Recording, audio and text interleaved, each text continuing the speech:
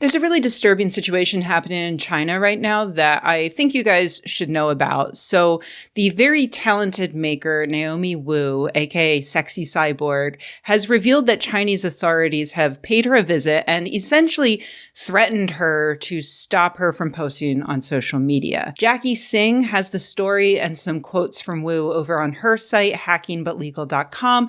I encourage you to go read that in full. I first talked about Wu back in 2018 when she was fighting with Vice News over their journalist possibly doxing her. Now, if you don't feel like pausing this video to go watch that one, I will sum it up.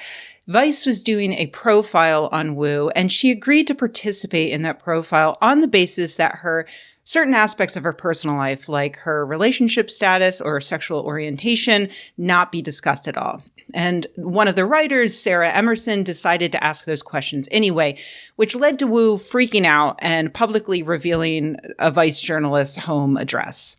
She freaked out because it can be very dangerous to be an outspoken feminist in China, especially if one is, say, bisexual or homosexual, or if, I don't know, one's partner is a member of an ethnic group that is currently being targeted by the government for human rights abuses that many feel are tantamount to genocide. Tricky situation, right? In fact, 1 year after the Vice incident, Wu was taken into custody and questioned by police, and it seems like she had to delete some of her online content because of that.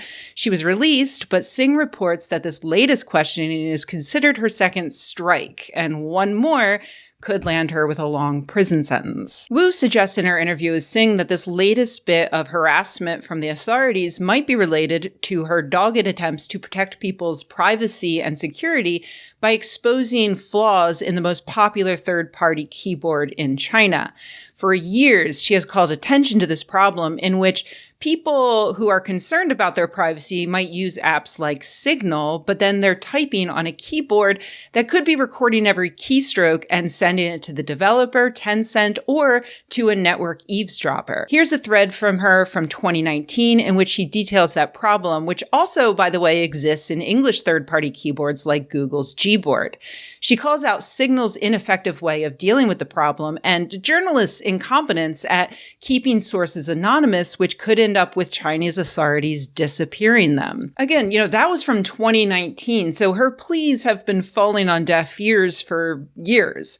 But this month, researchers at University of Toronto's Citizen Lab published a report confirming the vulnerability, which they passed on to Tencent before publishing. That's the responsible thing to do, because if you publish a study about a software vulnerability before the developer has a chance to fix it, you're risking the privacy of, in this case, 450 million people. The researchers say they reported the problem to Tencent on May 31st of this year, but they got no response. So they reported it again 2 weeks later, and then 2 weeks after that, they finally got a response from Tencent. Thank you for your interest in Tencent security. There is no low security risk for this issue. We look forward to your next, more exciting report. Wow. 18 hours after that completely inane reply, someone at Tencent must have realized the world of shit they were about to be in, because they sent a follow-up saying, "Sorry, my previous reply was wrong. We are dealing with this vulnerability. Please do not make it public. Thank you very much for your report." Citizen Lab aptly titled their report, "Please do not make it public." 5 days after Tencent finally took the vulnerability seriously, Naomi Wu was detained by plainclothes authorities who demanded to know why she had been discussing the keyboard and Signal online. She now has to go quiet online or risk imprisonment, basically. On July 7th, she tweeted, "Okay, for those of you that haven't figured it out, I got my wings clipped and they weren't gentle about it. So there's not going to be much posting on social media anymore and only on very specific subjects. I can leave, but her partner, Katie, can't, so we're just going to follow the new rules and that's that. Nothing personal if I don't like and reply like I used to. I'll be focusing on the store and the occasional video. Thanks for understanding. It was fun while it lasted." I find so many aspects of this really distressing. Wu has been such a superstar over the last few years, especially during which, she's done this fantastic job of teaching people how to use technology to get through this pandemic. She's called out bad products like 3D printed N95 masks. She's even developed this cool far UVC light kit for people who want an extra layer of protection against viruses when inside a room with other people. She's also provided what I think is a critical look at what's been happening in China in terms of, the good and the bad.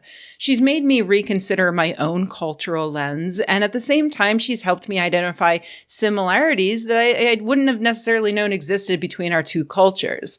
She's a force for good, and her silence makes the world a worse place. Personally, this all just makes me really angry at Elon Musk.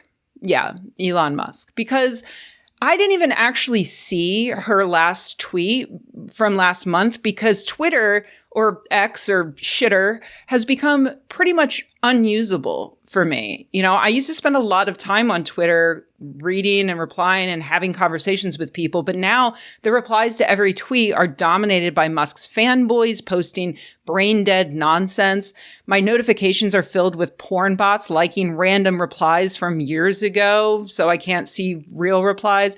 And now Musk is saying that he's going to remove the ability to block, which, if you've ever seen screenshots of what my replies looked like back in 2012, you'll know why I can't spend any time there. I post, I promote the videos that I make, and then I go do something else with my time. And I know, even before Musk took over Twitter, it wasn't necessarily seen as a tool for the greater good, but for many people, it was. I got a decent sized audience there, which led me to be able to raise my audience here on YouTube and on Patreon. And that audience and the verified badge meant that, for instance, journalists paid more attention to me when I did things like call out journalist Nick Cohen as a sex pest. People wouldn't pay as much attention to somebody with a smaller audience. It's sad but true. And I suspect that Naomi Wu got a similar, if not better, benefit from Twitter. She was able to promote her projects, but it was actually even more critical for her because that larger Western audience actually may have protected her. I mean, the Chinese authorities are less likely to crack down on somebody who will be missed if they are disappeared, somebody who will inspire protests. And, when I got to this quote in Singh's piece, I broke. After 8 years of daily tweeting, one of the loudest, most candid voices coming out of China has been deplatformed, she said.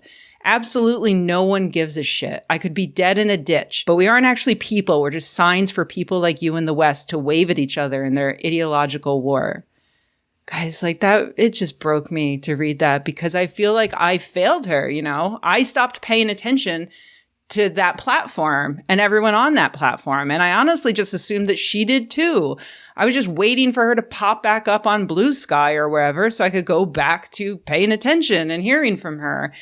And because I stopped paying attention, she's at risk. She's silenced. She feels abandoned. An authoritarian government thinks they can do whatever they want to her.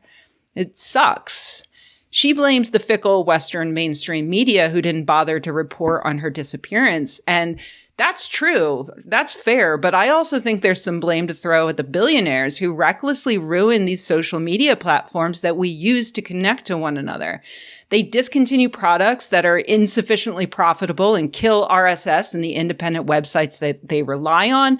They pivot to video with false metrics and decimate entire industries. They jack up API rates and kill third-party apps that make the site usable. And, every time it happens, we're forced to just go find our friends elsewhere, go connect with these people, rebuild these connections that took years. It's frustrating. Anyway, I hope if you see this, you share it. You share what's happening to Naomi Wu, wherever you happen to be sharing things these days. And I hope that mainstream news outlets report on this so that Naomi knows that she's not alone. That's as far as you made it? Just to the edge of the shade? Hey everybody, thanks for watching. If you enjoyed this video, please give it a like. If you loved the video, please subscribe. And if you think the world could use more videos like this and you happen to have a few bucks laying around, head to patreon.com/Rebecca and join an awesome community of nerds like the people whose names you see on the screen right now. Thanks.